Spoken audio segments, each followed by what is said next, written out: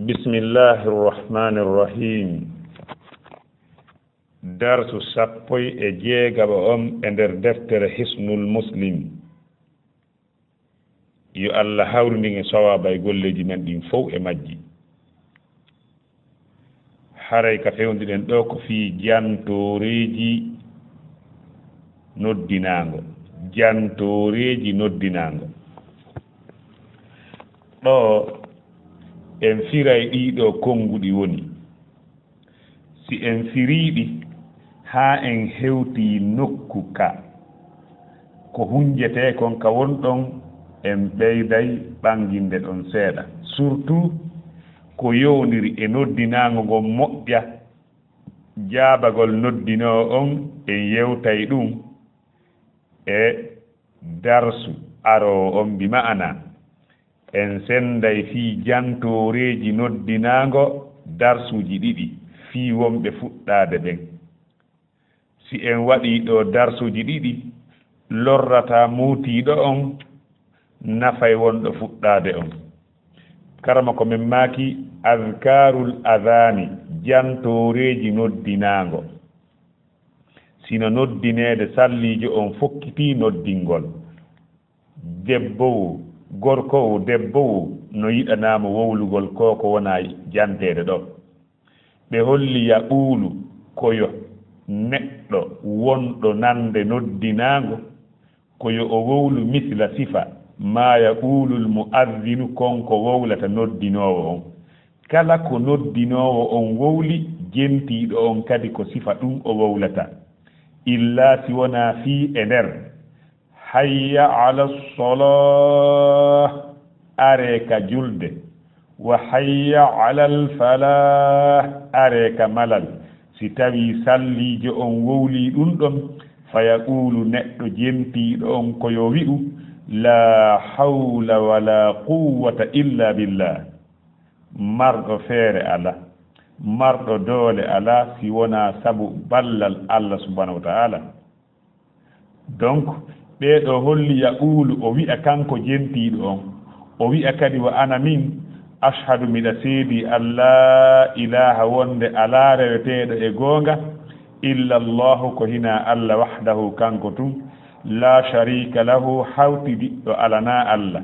wa anna muhammadan miɗa seedi wonde muhammad abiduhu ko o jiyaɗo Allah wa rasuluhu ko o nelaɗo Allah o ya raditu billahi rabban mi weltori Allah jeyɗo wa bi muhammadin rasulan mi weltori muhammadu nelaɗo wa bil islami dinan mi weltori l'islamu dina yaqulu dhalika neɗɗo jentiɗo noddinago koyo o wowlu ɗum ɗo aqiba battane tashahhudil mu'adhdhini seedagol noddinowo bi mana tayya ko fanda tashahhudi on ɗon ko ɓawi'igol makko ashhadu an la ilaha illa allah si tawi noddino wi ashhadu an la ilaha illa allah ɓeɗo wi wonde oɗo hadis ko holli ko fewdo ɗon on tigi wowlata ɗum ɗo wa ana ashhadu an la ilaha illa allah wahdahu la sharika lah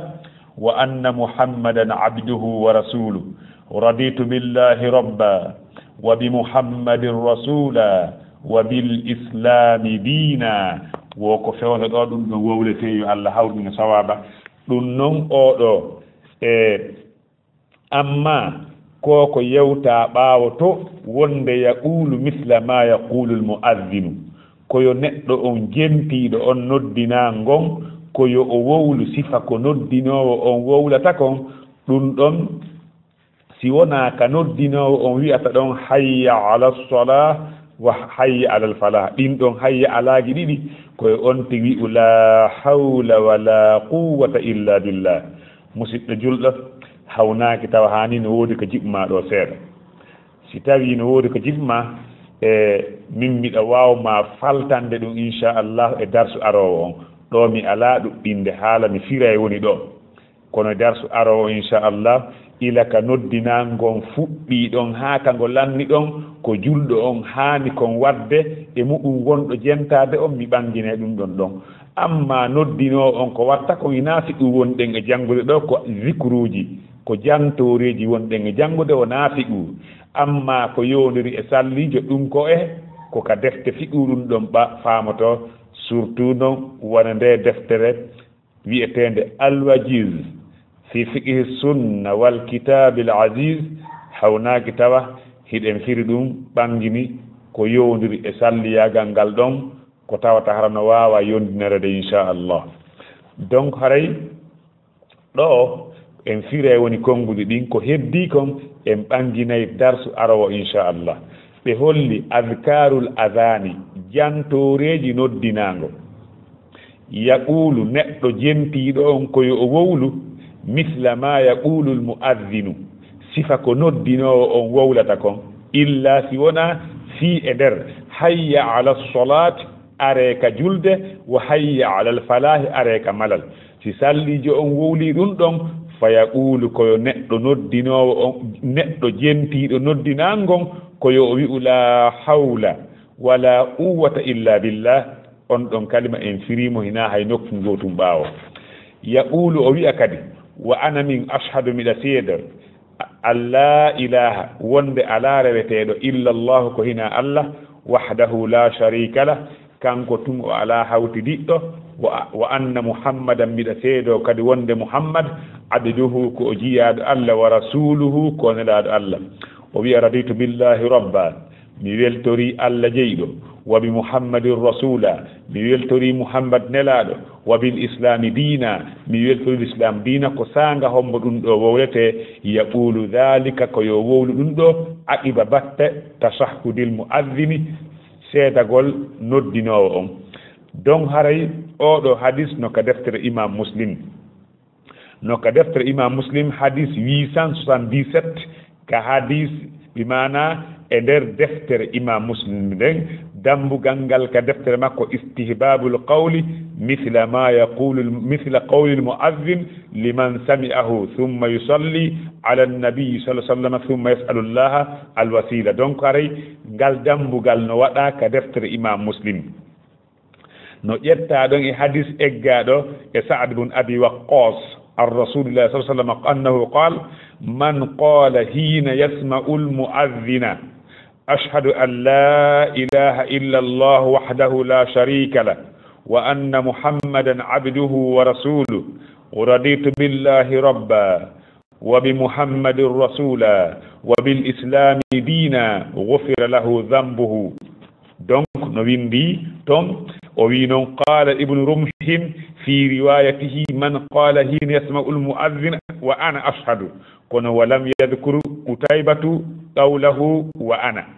donc haray ɗon no ari ka imam muslim wonde nelaɗo maaki on hadis ko eggaɗo e Sa'd ibn Abi Waqqas kala wi'uɗo sanga nangol makko noddinago on mannande noddino on o wi ashhadu miɗa seedo an la ilaha wonde ala reweteɗo e gonga illa llahu ko hina allah wahdahu kanko tum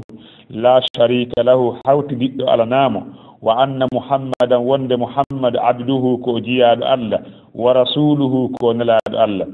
raditu billahi rabban mi weltori allah jeyɗo wa bi muhammadin rasulan mi weltori muhammad nelaɗo wa bil islami dinan mi weltori l'islamu dina ghufira lahu dhanbuhu o hafrante junubaji makko ɗin ko wontum no ari e riwaya goo kan wonde ɗon windaki wa ana ko ashhadu tum windi yo allah hawrini e sawaba haray ɗo e hino ɗo